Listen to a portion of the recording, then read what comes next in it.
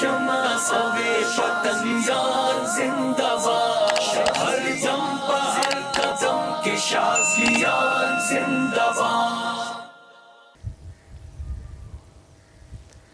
تو اسلام اس لیے کسی بھی مسلمان کا کافر کے ساتھ بیٹھے، چاہے فلم اسٹار ہو، اداکار ہو، گلوکار ہو، فنکار ہو، جو بھی شے ہو، عالم تو جانتے ہیں، عالم کا بھی لڑے، عرض یہ ہے کہ اس کو اتنا کرنا چاہیے کہ کبھی اپنے دین کے جمیع احکام میں شک نہ کرے اور اپنی کمزوری کو مانے۔ جیسے آج کل یہ فلم اسٹار جو انڈیا کے ہیں، ایک شاہ رخ خان ہے، دوسرا سلمان خان ہے، دو نام ہیں، کیا ہے؟ ان کو لوگ مسلمان مانتے ہیں۔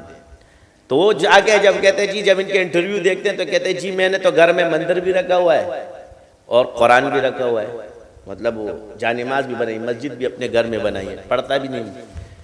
تو اس نے وہ مذہب نے حج بھی کعبہ کا کیا اور گنگا کا اشنان بھی، راضی رہ رحمان بھی اور خوش رہ شیطان بھی۔ تو یہ دو چیزیں اکٹھی نہیں ہو سکتی، سمجھ گئے؟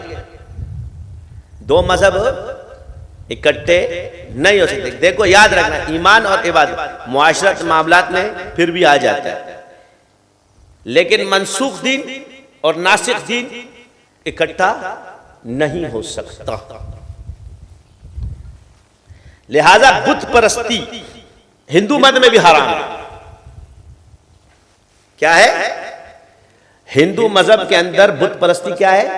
مورتا پوجی کہتے ہیں، مورتی پوجا، یہ سب حرام ہے، اس کو ناجائز سمجھتے ہیں، یعنی ان کے مذہب کی کتاب میں بھی یہ غلط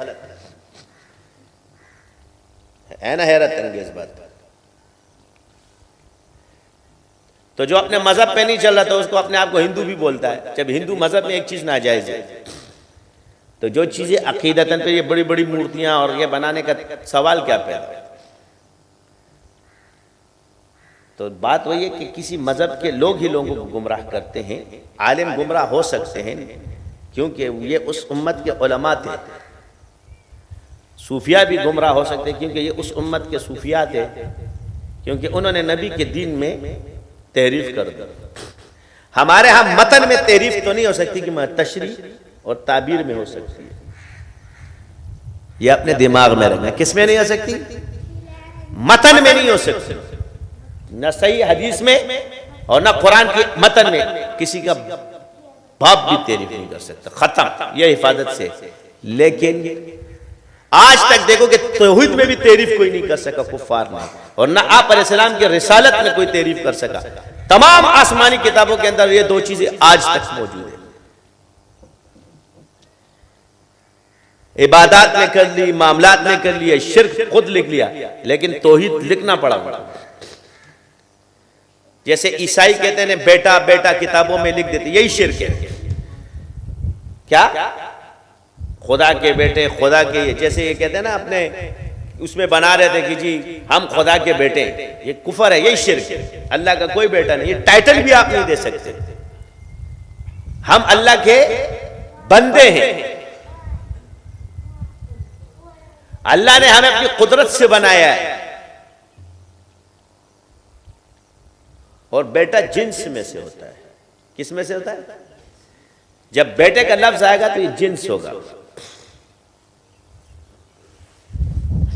حقیقت میں چلا جاتا ہے، اس کو مجاز میں آپ نہیں بول سکتے۔ یہ مخلوق کے لیے تو بولا جا سکتا ہے روحانی بیٹا، تو روح بھی تو مخلوق ہی ہے، اس کا تعلق بھی مخلوق کے ساتھ ہے۔ اللہ تو حی ہے، وہ زندہ ہے ہمیشہ سے اور ہمیشہ رہے گا، یہ پہچان ہے اللہ۔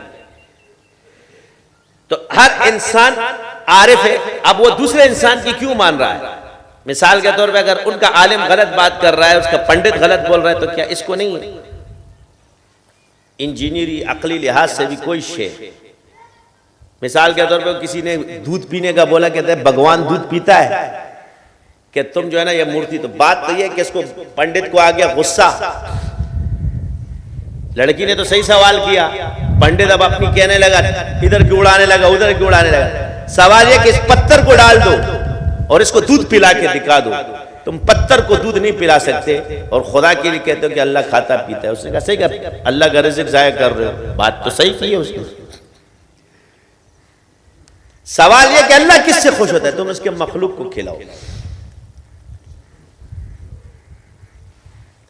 اللہ نے رزق کس کے لیے رکھا ہے؟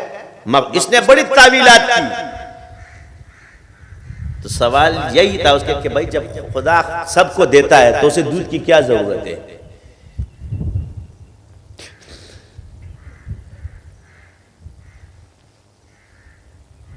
سمجھ آئی کہ نہیں آئی؟ اس لیے اللہ نے فرمایا کہ پہچان ہے اللہ کی. عیسائیوں کو جواب دیتے وقت کہ بیٹا ہے تو کہو کہ اللہ تو کھاتا پیتا ہی نہیں، نہ وہ سوتا ہے نہ وہ اونگتا ہے. اللہ تعالیٰ نے جتنی الوہیت کی وہ کرائی ہے. معرفت ہمیں سب سے پہلے وہ مرے گا نہیں، زندہ ہے ہمیشہ سے، وہ قائم ہے. اللہ لا الہ الا هو الحی القیوم لا تأخذہ سنۃ ولا نوم، نہ وہ سوتا ہے نہ اونگتا ہے. قل هو اللہ احد، وہ اکیلا ہے. اللہ الصمد، وہ بے نیاز ہے. لم یلد ولم یولد، ہرگز وہ نہ کسی کا باپ ہے نہ کسی کا بیٹا، اور اس کا کوئی ہمسر بھی نہیں ہے. دو خدا کیوں نہیں ہے وجہ بھی بتا دی. اگر دو ہوتے تو لڑائی ہوتی، کائنات کا نظام دھرم بھرم ہوتا.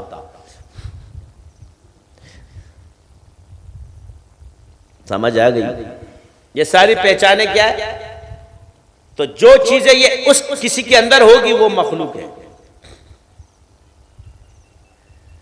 تو پتھر تو زندہ ہی نہیں ہے، مردہ ہے، لہذا وہ خدا بن ہی نہیں سکتا. کیونکہ خدا کے لیے زندہ ہونا الوہیت.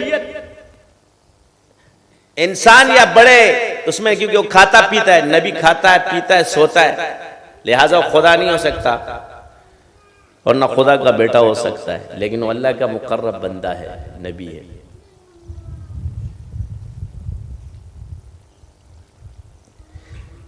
تو اللہ کے سامنے سب نے اکیلے کھڑا ہونا ہے. کیوں نے اللہ نے سب کو پیدا کیا اور سب کو معرفت دی، باپ بیٹے کی وجہ سے نہیں دیے. قرآن میں اللہ نے فرما دیا وَإِذْ أَخَذَ رَبُّكَ مِن بَنِي آدَمَ مِن ظُهُورِهِمْ وَذُرِّيَّتَهُمْ. تو جتنے بھی ادیان ہیں وہ تو مانتے ہیں کہ ہم آدم علیہ السلام کی اولاد ہیں، اور جو لادین طبقہ ہے جن کا کوئی مذہب نہیں ہے وہ اس چیز کہیں گے. لیکن ایک چیز پر سب متفق ہے جس پر اجماع ہے، کوئی بھی انکار ہے، وہ ہے موت. کیا ہے؟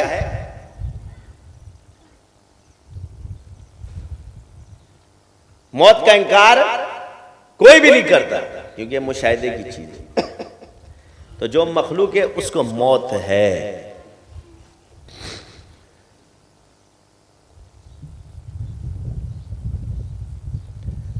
تو آج ہمیں اس چیز میں مبتلا کر دیا گیا، ایکٹرز کو مشہور کرا کے یا لیڈر کو مشہور کرا کر کے. اس لیے اصول یاد رکھو، ایمان میں اور حضور کے عشق میں کسی کی ماننی ہی نہیں ہے. تین چیزیں کبھی نہ کرو، انشاءاللہ اللہ گمراہی سے بچائے گا. اور اپنی قرآن میں شک مت کرو، حضور کے ہر سنت کو دل و جان سے مانو، اور صحابہ کے فیصلے مت کرو، صحابہ کی قدر کرو. تبع تابعین اولیاء، یہ جو دور ہے علماء کا اور اولیاء کا، ان کی قدر و منزلت انسان کے دل میں رہے، جمیع احکام کو مانے، کمزوری پر توبہ کرے، بچ جائے گا. کوئی کافر ہے وہ تو تمہارے دین پہ شک کرے گا نا. وہ جاہل کو کیا پتا، وہ تو عالم ہی نہیں ہے، تم اس کو جواب دیتے ہو. ایک چمگادڑ کا بچہ کہے کہ چمگادڑ کہتے ہیں سورج ہی نہیں ہے، اور ایک آدمی کہتے ہیں یا سورج میں عیب ہے یا چاند میں داغ ہے. تو خود داغدار ہے. یہ وہ مثال ہے کہ ہے بہن، ایک عورت کے اس پہ پخانہ لگا ہوا تھا، کیا تو ناک پہ کہتی ہے ہائے بہن آج یہ چاند کتنا بدبودار ہے.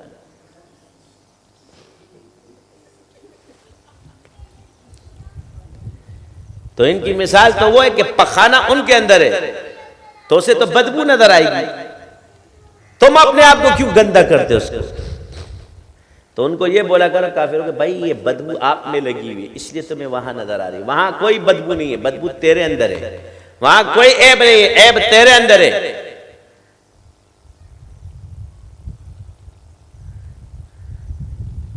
تو ہم لوگ سمجھانا شروع کر دیتے ہاں یار یہ، کیونکہ ہم نے خود ایک تأثر بنایا ہوا ہے.